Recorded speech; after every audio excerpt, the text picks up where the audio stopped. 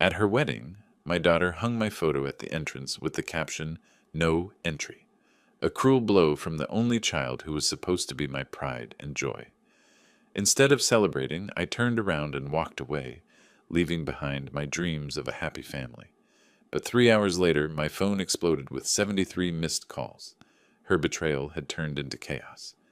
Before we continue, please subscribe to the channel and write in the comments what time it is where you are now. The harsh blue glow sliced through my warm reading lamp like a blade. My phone buzzed against the leather armrest, violent and insistent, shattering the peaceful January evening I'd carefully constructed around myself. The newspaper crinkled as I fumbled for the device, my reading glasses catching the aggressive light. "Dad!" Eva's face exploded across the screen, her excitement so radiant it seemed to pulse through the pixels. "I have incredible news. I'm engaged." My coffee mug froze halfway to my lips. Behind her, I caught glimpses of what looked like an expensive apartment. Marble countertops, floor-to-ceiling windows revealing San Francisco's glittering skyline. "Sweetheart, that's—" I started, but she thrust her left hand toward the camera. The diamond caught every light source in her apartment, throwing rainbow fragments across her flushed cheeks. "Look at this ring, Dad. Isn't it gorgeous?" Before I could respond properly, a man's face appeared beside hers. Tall, sharp jawline, perfectly styled dark hair. His smile looked like it belonged in a toothpaste commercial. "Mr. Rice." His voice carried that smooth confidence I'd learned to distrust in my real estate days.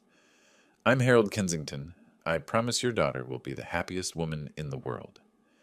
"Dad, I'm so happy for you. Tell me about Harold," I managed, trying to match their energy while studying this stranger who'd somehow captured my daughter's heart. "He's a successful cryptocurrency investor, Dad. He has such ambitious plans." Iva practically bounced as she spoke. "Harold's portfolio includes blockchain startups, NFT ventures." "Market's been volatile lately," Harold interrupted smoothly, his hand sliding to rest on Iva's shoulder. Something about the gesture struck me as possessive rather than affectionate. "But I've diversified across multiple sectors. Tech, renewable energy, some traditional stocks for stability." I noticed how his eyes never quite met mine through the camera. They darted to something off-screen, maybe another device, maybe checking the time. His expensive-looking watch caught the light, but something about the way he positioned his wrist seemed deliberate, almost performative. "When's the wedding?" I asked. "March 15th?" Eva squealed. "I know it's soon, but Harold found this amazing venue that had a last-minute cancellation. The Fairmont San Francisco. Can you believe it?" 2 months. They were planning to marry in 2 months. "That's quite fast," I said carefully. Harold's smile tightened almost imperceptibly. "When you know, sir. Plus, Iva deserves the wedding of her dreams, and this venue won't wait." Through the screen, I watched him absently twist a gold ring on his pinky finger, a nervous habit that contradicted his polished exterior. His other hand remained firmly planted on Iva's shoulder, thumb moving in small circles that seemed more controlling than comforting. "Harold's been so thoughtful about everything," Iva gushed, leaning into him. "He's handling all the vendors, the arrangements. I barely have to worry about anything." That should have made me happy. Instead, something cold settled in my stomach. "Well, I can't wait to meet you properly, Harold," I said, forcing warmth into my voice. "Likewise, Mr. Rice. I've heard so much about you." After more excited chatter about flowers and catering, they finally hung up. I sat in my leather chair as darkness crept back into the room, the phone's glow fading to black in my palm. The newspaper lay forgotten on the floor, and my coffee had gone cold. Something about Harold bothered me, though I couldn't name what. Maybe it was the way he dominated the conversation while seeming deferential, or how his expensive clothes looked just slightly wrong. Too new, too perfect, like a costume rather than a wardrobe. I stared at my reflection in the black screen, watching my own doubts multiply in the darkness. 13 days of restless nights had passed since that video call. When Harold phoned asking for a man-to-man conversation, I'd agreed partly out of curiosity and partly from an unshakable need to understand what was troubling me about him. The Caf, in Manhattan's Upper East Side, was exactly the kind of place I'd expect Harold to choose. Understated wealth, marble tables, the sort of discretion that comes with $50 entrees. I spotted him in a corner booth, somehow managing to look nervous despite his perfectly pressed navy suit. "Mr. Rice, thank you for coming." He stood to shake my hand, his grip firm but slightly damp. "Please sit. Can I order you something?" "Coffee's fine." I studied his face as we settled across from each other. In person, the polished charm seemed more fragile, like expensive veneer over cheap wood. "How are the wedding preparations going?" I asked. "Wonderful, actually. That's part of why I wanted to speak with you." He fidgeted with his coffee cup, rotating it precisely 90 degrees. "Can I trust you with something confidential?" The question hung between us like a trap waiting to spring. "Of course," I said, though every instinct screamed otherwise. Harold leaned forward, lowering his voice to a conspiratorial whisper. "My investments are temporarily frozen due to market conditions. Nothing serious. Regulatory review of one of my crypto funds. Should resolve within 6 months, but—" He paused, letting out what sounded like a practiced sigh. "Eva dreams of a fairy tale wedding, and I can't bear to disappoint her." I watched his eyes as he spoke. They focused on a point just over my left shoulder, never making direct contact. "The venue requires full payment up front," he continued. "Flowers, catering, everything. It's more than I can liquidate right now without taking massive losses on my frozen assets." "How much do you need, Harold?" 50,000 would cover everything. I'll return every cent by year's end, I promise. With interest, of course." He reached into his jacket and pulled out what looked like official documents. "These show my portfolio value. Over $2 million in assets, just temporarily inaccessible." The papers looked legitimate, full of official seals and legal language I didn't understand, but something about the way he'd produced them so smoothly, like a magician revealing a planted card, made my skin crawl. "Mr. Rice, I know how this must sound, but I love your daughter more than anything in this world. I just want to give her the perfect beginning to our life together." He was good, I had to admit. The vulnerability seemed genuine, the documentation convincing, and 50,000, while significant, wouldn't devastate my retirement savings. "All right," I heard myself saying, "but Iva must never know about this." "Absolutely. It would crush her to think I couldn't provide for her properly." Relief flooded his features so quickly it almost looked genuine. "You have no idea how much this means to me, sir." I wrote the check with deliberate slowness, my hand hesitating above the signature line. Harold's eyes tracked every movement of my pen like a hawk watching prey. The moment I tore the check free, he practically lunged across the table to take it, folding it carefully into his wallet. "You won't regret this, Mr. Rice. Eva's going to have the most beautiful wedding San Francisco has ever seen." He left immediately after that, citing urgent calls with vendors. I sat alone in the expensive cafe, watching my coffee grow cold while affluent New Yorkers chatted around me about market trends and vacation homes. My phone felt heavy in my pocket. I should call Eva, ask more questions about Harold's business, do some basic checking that any rational person would do before handing over $50,000. Instead, I finished my coffee and headed home, carrying the weight of a secret that already felt like a mistake. 6 days had crawled by since that cafe meeting, each one heavier than the last. I moved through my Brooklyn apartment like a ghost haunting his own life, the cordless phone never far from my hand. Every surface seemed to mock me, the clean kitchen where I barely ate, the living room where I couldn't concentrate on reading, the bedroom where sleep came in fragments. Margaret's photograph watched me from the nightstand, her gentle smile frozen in better times. I picked up the silver frame, running my thumb across the glass. "Margaret always said, 'Truth is more important than comfort,'" I whispered to her image. She'd have known what to do. Margaret never trusted smooth talkers, never let charm override her instincts. When Iva was 16 and wanted to date that boy with the motorcycle, Margaret had done a background check that would have impressed the FBI. But Margaret was gone, and I was making decisions that felt like betrayals of everything she'd taught me about protecting our daughter. The phone buzzed in my other hand. Eva's contact photo smiled up at me. She'd inherited her mother's intuitive eyes, the same eyes that were now clouded by love and trust in a man who might be lying about everything. I dialed her number, hung up before it could ring, then immediately dialed again. Dad, perfect timing. I just got back from the florist. How are the wedding preparations going? I tried to sound casual, though my voice came out strained.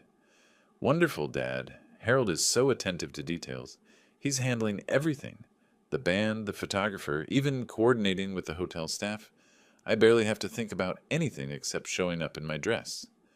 Every enthusiastic word felt like a small knife twist.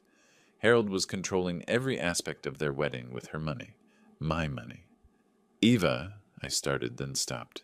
The promise I'd made to Harold felt like chains around my tongue. Are you sure you know Harold well enough? Of course, Dad. Why do you ask? Her voice shifted, becoming slightly defensive. I could hear her moving around her apartment, probably arranging flowers or sorting through wedding magazines. Just parental worries. You've only known him a few months? 6 months, actually. And when you meet the right person, time doesn't matter the same way. She laughed, but it sounded forced. You taught me to trust my instincts, remember? Well, my instincts tell me Harold is perfect for me. Perfect. The word echoed in my mind like a warning bell. Nothing was perfect, especially not people who claimed to be. I'm sure you're right, sweetheart. I can't wait to dance with you at your wedding. After we hung up, I sat at my kitchen table and pulled out the leather journal Margaret had given me years ago. Most of the pages remained blank. I'd never been much for writing down thoughts. Tonight felt different. I needed to record this decision, this moment when I chose Harold's promise over my own protective instincts. February 9th, 2025. Gave Harold $50,000 for wedding expenses. Eva doesn't know. Something feels wrong, but I made a promise. Margaret would say I'm being a fool, but sometimes being a good father means trusting your daughter's choices, even when they scare you. I closed the journal and returned it to the drawer. Outside my window, Brooklyn hummed with evening life, couples walking home from dinner, families heading to late movies, the comfortable rhythm of ordinary people living ordinary lives. For the first time in decades, I envied them their simple problems. The wedding was 5 weeks away, 5 weeks for Harold to prove my suspicions wrong, or for me to discover just how badly I'd misjudged the man who wanted to marry my daughter. I turned off the kitchen light and headed to bed, carrying Margaret's photo with me. If I was making a mistake, at least I wouldn't make it alone.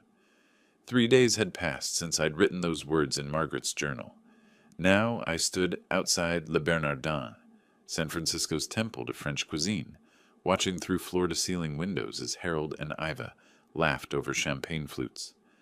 The morning flight from JFK had left me jet-lagged and hollow-eyed, but I'd managed to shower and put on my best suit, a navy Brooks Brothers that suddenly felt cheap under the restaurant's crystal chandeliers. Dad! Iva bounced toward me in a flowing emerald dress that probably cost more than my monthly mortgage. Her engagement ring caught every light in the room as she wrapped me in a hug that smelled like expensive perfume and happiness. Harold rose slowly from their corner table, his movements calculated and predatory. The suit he wore, charcoal wool with subtle pinstripes, looked like it belonged in a magazine spread. My $50,000 had been put to good use. Mr. Rice, so wonderful to see you again. His handshake lingered too long, his thumb pressing against my knuckles with unnecessary force. Please, sit. Harold gestured to the chair across from them, but somehow positioned himself so he commanded the best view of the dining room. I took the liberty of ordering wine, a Chassagne Montrachet that pairs beautifully with their seafood. Before I could respond, he was signaling the sommelier, launching into a detailed discussion about tannins and oak aging that left me feeling like a tourist in my own daughter's life. The menu changes seasonally, Harold continued, not bothering to hand me the leather-bound folder. But I recommend the John Dory, unless you prefer something more traditional. The word traditional dripped with condescension. Dad's actually quite adventurous, Iva said, reaching across to squeeze my hand. Remember when you tried that sushi place in Chinatown? Mr. Rice, do you still use a checkbook? How authentic. Harold's smile never wavered, but his eyes glittered with malice. I felt my jaw tighten. Sometimes the old ways work best. Of course, of course. Though I imagined keeping track of expenses must be challenging without digital banking. He leaned back in his chair, one arm draped possessively around Iva's shoulders. Eva, your father probably remembers when Bitcoin cost pennies, don't you, sir? Harold Maybe we should discuss something else. I tried to keep my voice level. Of course, sorry. I forget not everyone adapts so quickly to new realities. He turned to Iva with theatrical concern. Sweetheart, should we explain cryptocurrency basics? Or would that be overwhelming? Eva giggled, actually giggled, like I was some doddering grandfather who needed protection from modern concepts. The waiter appeared with our first course, an elaborate arrangement of scallops that Harold dissected with surgical precision while explaining market volatility to Iva. Every few minutes he'd toss me a bone. You might find this interesting, Mr. Rice, before diving back into jargon designed to exclude me. Harold, you're so smart. Eva gazed at him with pure adoration. Dad, you're lucky to have such a son-in-law. When the check arrived, Harold made a grand show of producing a black American Express card, waving away my attempt to contribute with magnanimous dismissal. Please, Mr. Rice, this is my treat, after all. His eyes met mine with calculated cruelty. I can certainly afford it. Outside, I climbed into a taxi while Harold helped Iva into his Tesla. Through the rear window, I watched him kiss her forehead with tender possessiveness, his laughter carrying across the evening air like a victory song. My fists clenched in my lap as the city lights blurred past. Something was very, very wrong with Harold Kensington. Sleep was impossible. I lay in my generic hotel bed until 11:30, replaying every smirk, every calculated insult, every moment Harold had made me feel small in front of my own daughter. Finally, I gave up and moved to the cramped desk, still wearing my wrinkled dinner shirt and loosened tie.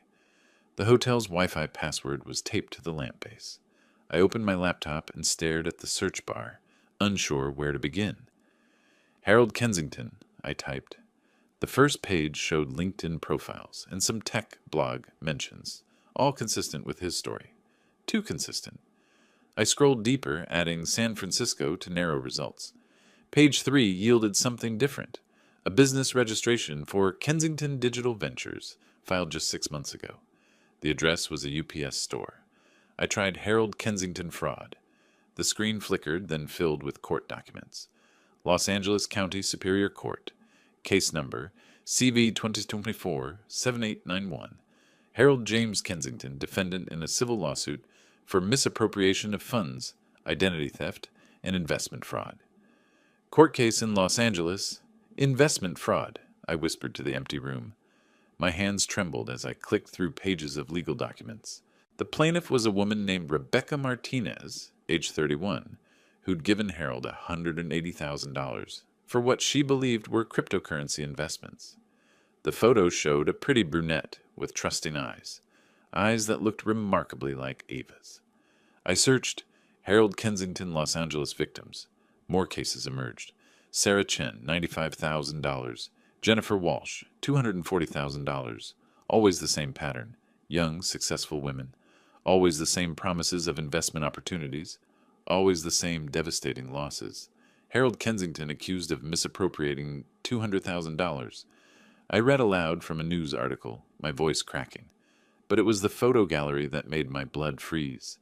Harold with Rebecca at what looked like an engagement party. Harold with Sarah at a romantic dinner. Harold with Jennifer, her left hand prominently displaying a diamond ring identical to Iva's. I spent the next 4 hours printing everything. Court filings, news articles, victim testimonies, police reports. The hotel's business center printer worked overtime as I built a fortress of evidence around my laptop. Each document revealed new horrors. Harold had used at least 3 different last names: Kensington, Morrison, and Richards. He specialized in targeting women through dating apps, crafting elaborate personas as a successful entrepreneur. The engagement phase lasted exactly 6 months, just long enough to build trust and access bank accounts. By 5 a.m., coffee cups littered the desk, and my shirt hung open at the collar. The evidence covered every surface: photos of Harold's previous victims, screenshots of fraudulent investment documents, testimonies from devastated families. My goodness, what is he doing to my daughter? The question hung in the stale hotel air like smoke. Outside, San Francisco was waking up. Early commuters grabbing coffee, joggers hitting the streets, normal people living normal lives while my world crumbled into criminal patterns and broken promises. I organized the documents into manila folders, each victim getting her own file. Rebecca's folder was thickest. She'd fought Harold in court for 2 years before giving up. Sarah had tried to warn other women online until Harold's lawyers silenced her. Jennifer had simply disappeared from social media entirely. The final document made me sick, a psychological profile compiled by the FBI's white-collar crime unit. Harold demonstrated classic narcissistic patterns with sociopathic tendencies, showing particular skill at exploiting familial bonds to achieve financial objectives. Dawn crept through the hotel curtains as I stacked the evidence in chronological order. My phone showed 6:47 a.m. Eva would be getting ready for work soon, probably humming wedding songs while Harold watched from their bed, planning his next move. I reached for my phone with steady hands. The time for secrets had ended. Valentine's Day morning brought crystal clear California sunshine streaming through my hotel window. The irony wasn't lost on me as I arranged Harold's criminal history across the desk like playing cards in a deadly game. Each document told the same story: romance, manipulation, financial devastation. I dialed Iva's number at exactly 7:15 a.m., knowing she'd be awake, but Harold might still be in the shower. She answered on the second ring, her voice bright with the particular joy of a bride 3 weeks before her wedding. "Morning, Dad. Did you sleep well? Wasn't dinner amazing?" The happiness in her voice made what I had to do even more brutal. "Eva, I need to tell you something important. Are you sitting down?" "I'm getting ready for work, but what's wrong? You sound serious." I held Rebecca Martinez's court filing in my free hand, drawing strength from another father's failed attempt to save his daughter. "Eva, Harold asked me for $50,000 for the wedding. You told me he was a millionaire." Silence stretched across the phone line like a taut wire. "You're lying. Harold would have told me." Her voice cracked with disbelief. "Sweetheart, he said his assets were frozen, and he needed money for the venue. He made me promise not to tell you."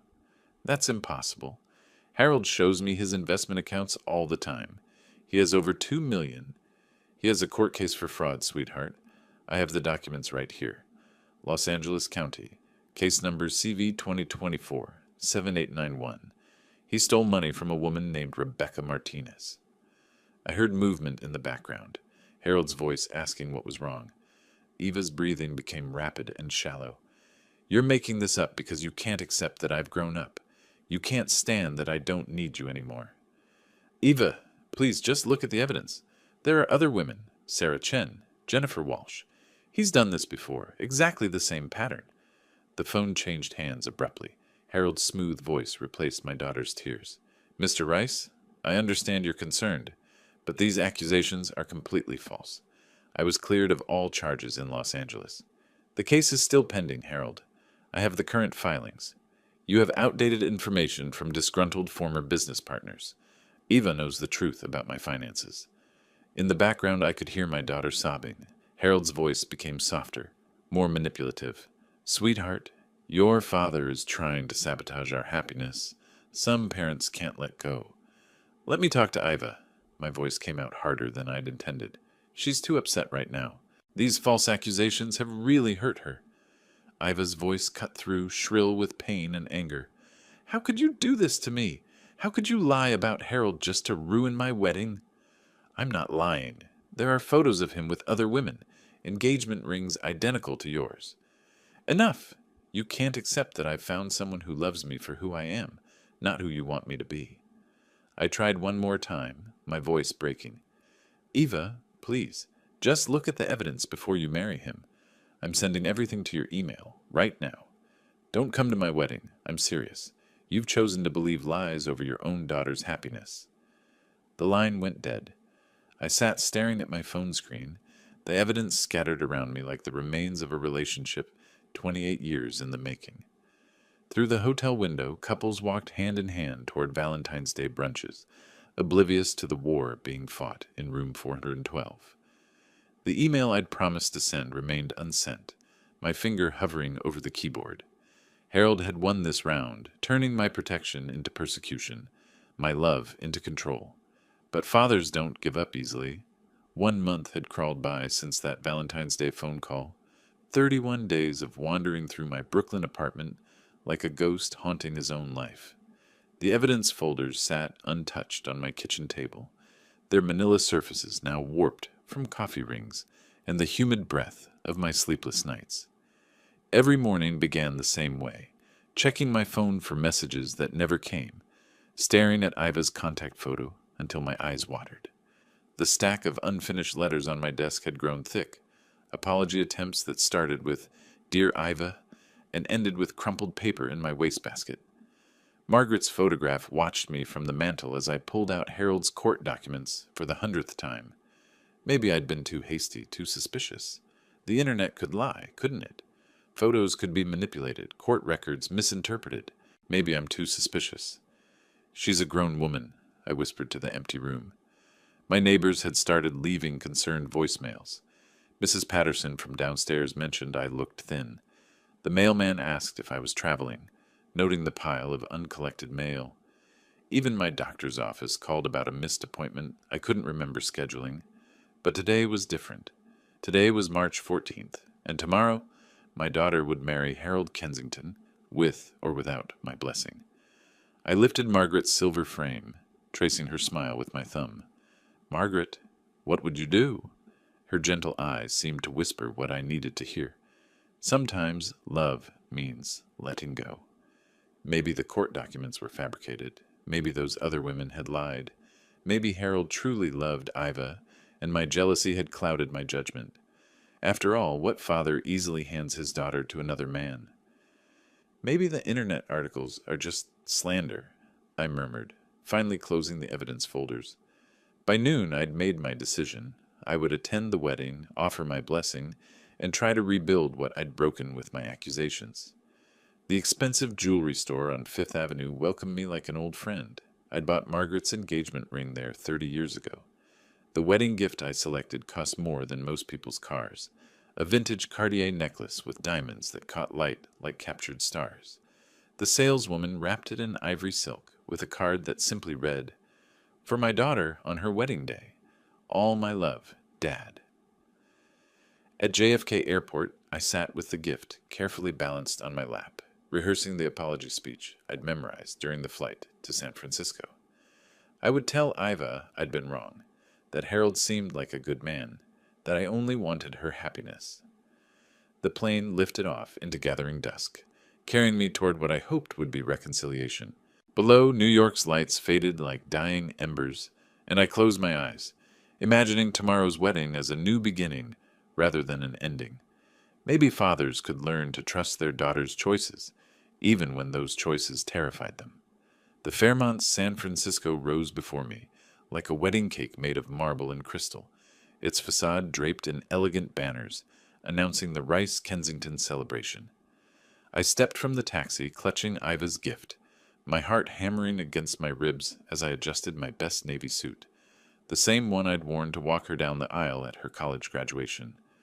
Wedding guests flowed through the hotel's entrance in streams of silk and laughter, their voices mixing with the gentle sound of a string quartet warming up somewhere inside. I recognized a few faces: Iva's college roommate, my brother Frank from Boston, neighbors from our old house in Queens. Then I saw it. My own face stared back at me from an ornate easel beside the entrance doors, blown up to poster size in professional black and white. Beneath my photograph, elegant calligraphy spelled out words that hit me like physical blows. "Entry forbidden, Giles Rice. By request of the bride and groom." The wedding gift slipped in my suddenly nerveless fingers. Other guests slowed their approach, reading the sign with uncomfortable curiosity before hurrying past. A few shot me sympathetic glances, recognizing the man in the photograph standing frozen on the sidewalk. "Excuse me, sir, but you're not expected here." A security guard materialized beside me, his voice professional but not unkind. His name tag read, "Martinez." Perhaps he had daughters too. This is my daughter getting married." The words came out strangled, barely audible above the hotel's ambient noise. Martinez shifted uncomfortably, his hand resting gently on my elbow. "I'm very sorry, but I have clear instructions." The couple was quite specific about this arrangement. Through the glass doors, I could see the reception hall being prepared, white roses cascading from crystal stands, tables set with china that probably cost more than my monthly rent, my $50,000 at work, creating beauty I was forbidden to witness. Other guests continued flowing around us like water around stones, their conversations dropping to whispers as they passed the photograph of the banished father. Some looked genuinely shocked. These were people who'd known me for years, who'd attended Iva's birthday parties and graduation celebrations. I set the Cartier box carefully beside my own photograph, the ivory silk wrapping bright against the hotel's polished marble. The diamonds inside would catch the light beautifully on Iva's throat whenever she chose to open it. Now I understand, Harold. Now I understand everything. Martinez stepped back slightly, perhaps hearing something dangerous in my voice. But I wasn't angry anymore. Anger was too small for what I felt. This wasn't just rejection, it was calculated humiliation, designed to strip away every shred of dignity I might have salvaged from our relationship. Harold hadn't simply won Iva, he'd made sure I would be publicly marked as the father too toxic to attend his own daughter's wedding. The photograph would ensure that everyone, friends, family, strangers, would know exactly how completely I'd been cast out. I straightened my tie and nodded to Martinez. "Could you call me a taxi, please? I need to get to downtown Chase Bank before they close." The security guard looked relieved. "Of course, sir. Right away." As I waited for the cab, I took one last look at my own face staring back from that easel. The man in that photograph still believed his daughter might forgive him, might choose family over a stranger's manipulation. That man had been a fool, but he'd learned better now. The taxi deposited me outside Chase Bank's downtown San Francisco branch at exactly 4:30 p.m., the afternoon sun casting long shadows across the building's granite facade. Inside, Saturday's skeleton crew moved with the languid efficiency of people counting hours until closing time. I approached the customer service desk with the same methodical calm I'd once used to close million-dollar real estate deals.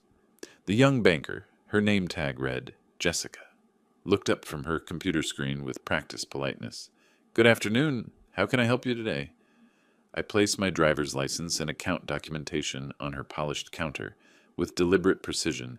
"I need to cancel a check immediately." Jessica's fingers flew across her keyboard, pulling up my account details. "Certainly, sir. Can you provide the check number and amount?" Check number 2847, $50,000, made out to Harold Kensington. I spelled the last name carefully, watching her type each letter. "Sir, if the check has already been submitted for payment, this could create problems for the recipient." Her voice carried the cautious tone of someone who dealt with angry spouses and business disputes. I met her eyes steadily. "That's exactly what I'm interested in." Understanding flickered across her features. She'd seen this scenario before. Betrayed business partners, cheating spouses, family feuds that ended in financial warfare. She pulled out the official stop payment forms without another word. "There's a $35 processing fee, and the cancellation will take effect immediately in our system. Any attempts to cash or deposit this check will be declined." "Perfect." I signed each form with the same careful signature I'd used on Harold's original check, the irony not lost on me. "The stop payment is now active, Mr. Rice. Here's your confirmation number and receipt." Jessica handed me the paperwork with the efficiency of someone who understood that financial revenge required proper documentation. I folded the receipt carefully and placed it in my wallet, right next to the photograph of Eva from her college graduation. Somewhere across the city, Harold was probably reviewing final wedding details, confident that his vendors would be paid, that his elaborate deception would conclude successfully.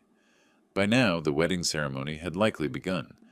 Eva would be walking down the aisle in whatever dress Harold had convinced her to buy, surrounded by guests who'd seen my face on that humiliating poster. The string quartet would be playing, the photographer capturing moments of joy and celebration. But in a few hours, when the caterers demanded payment and the florists wanted to settle their accounts, Harold would discover that his primary funding source had evaporated. The man who'd made his living by manipulating other people's money was about to learn what it felt like when the game turned against him. "Will there be anything else today, Mr. Rice?" Jessica asked. "No, thank you. You've been extremely helpful." I walked out of the bank into the golden California afternoon, confirmation receipt in my pocket like a loaded weapon. Behind me, the electronic systems were already updating, marking check 2847 as void, preparing to embarrass Harold in front of every vendor and guest at his stolen wedding. The taxi ride back to the airport passed in satisfied silence. Sometimes the best revenge was simply removing the foundation from underneath someone else's lies. 2 hours had passed since I'd walked out of Chase Bank, and somewhere across San Francisco, my daughter was probably dancing her first dance as Mrs. Harold Kensington. I sat in my hotel room, watching the city lights twinkle like scattered diamonds, my confirmation receipt folded neatly in my wallet like a loaded gun.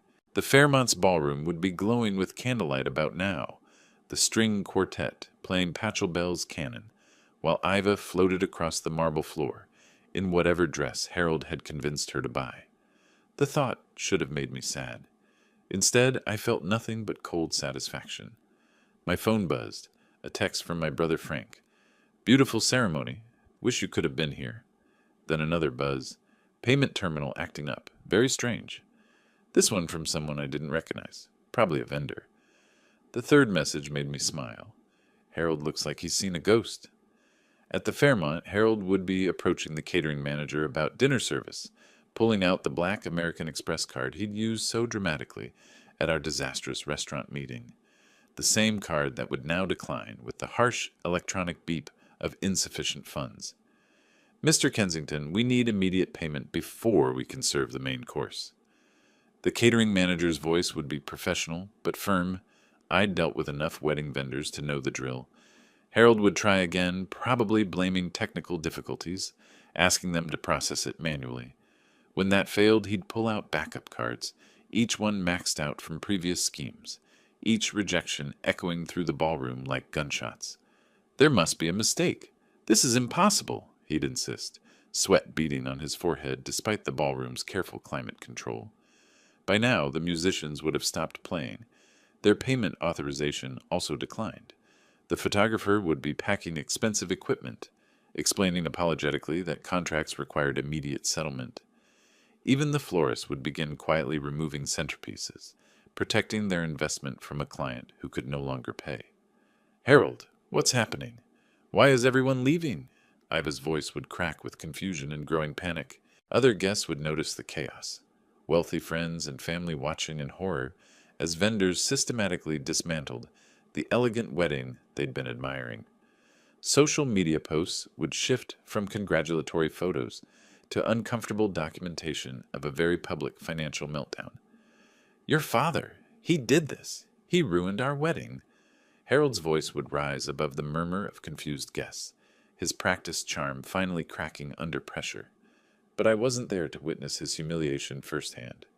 I was 3,000 miles away, room service coffee growing cold on my nightstand, watching my phone light up with increasingly frantic calls from a number I recognized as Harold's. Call after call after call, each one more desperate than the last. I let them all go to voicemail. 73 missed calls. I counted them twice, watching the red notification badge grow larger with each desperate attempt. Harold's number dominated the list, but now Iva's contact photo appeared between his calls, my daughter's bright smile flickering across the screen like a distress signal. The voicemails told the story I'd orchestrated but couldn't witness firsthand. Harold's first message, recorded at 7:15 p.m., still carried traces of his practiced confidence. "Mr. Rice, there seems to be a technical issue with the banking systems. If you could call back." By message 15, the mask was slipping. "Sir, I need you to contact the bank immediately. This is extremely urgent." Message 37 revealed panic. "Please, Mr. Rice, the wedding is falling apart. There's been some terrible mistake." I poured myself a scotch from the hotel's minibar and settled into the leather armchair by the window. Manhattan's lights sparkled below, while across the country Harold's carefully constructed world crumbled in real time. The messages grew increasingly desperate. Background noise revealed the chaos, vendors arguing, guests murmuring, the hollow echo of a ballroom being systematically stripped of its magic. Harold's voice cracked as he begged, threatened, and finally confessed. "I know what you think happened, but I can explain everything. The money, yes, I needed help, but I was going to pay you back. Please, your daughter is crying." Message 68 changed everything. Instead of Harold's frantic pleading, I heard Iva's voice, broken and small. "Dad, please come back. Harold confessed everything." I set down my scotch and stared at the phone. This was the moment I'd been waiting for, but hearing my daughter's tears made my chest tight with pain I hadn't expected. The 74th call came at 9:43 p.m. This time I answered. "Dad?" Eva's voice was barely a whisper. "Everything? What exactly did he tell you?" "About the money, about his debts, about the other women." Each word came out like broken glass. "You were right about everything. The court cases, the lies, all of it." Through the phone, I could hear Harold in the background, his voice high and desperate. "She doesn't understand. I love her. The money doesn't matter." "I'll return to San Francisco," I said carefully, "but I won't pay for anything. After everything that happened, the photo, the humiliation, I won't be writing any more checks." "Understood, Dad. Just please be here. I need you." "Pack your things, sweetheart. We'll figure out the rest tomorrow." After I hung up, I booked the red-eye flight back to California. Outside my window, New York slept peacefully, unaware that 3,000 miles away, justice had finally found Harold Kensington. Sometimes the best revenge was simply letting someone reveal their true nature when the pressure became too much to bear. 3 months later, summer heat shimmered off Brooklyn's sidewalks, as I heard familiar footsteps climbing the stairs to my apartment. Through the peephole, I saw Iva standing in the hallway with 2 worn suitcases, her face gaunt but determined, looking more like my daughter than she had in over a year. I opened the door before she could knock. "Dad, forgive me. You were right about everything." The words tumbled out as she collapsed into my arms, the same way she had when she was 7 and fell off her bicycle. "Sweetheart, you're my daughter. We'll get through this together." I guided her to the couch, the same leather furniture where this nightmare had begun with that January video call. How different everything looked now. The evidence folders were gone, filed away with the FBI, but Margaret's photograph still watched over us from the mantel. "He took almost everything. My house, savings, even my grandmother's jewelry." Iva's voice shook with exhaustion and shame.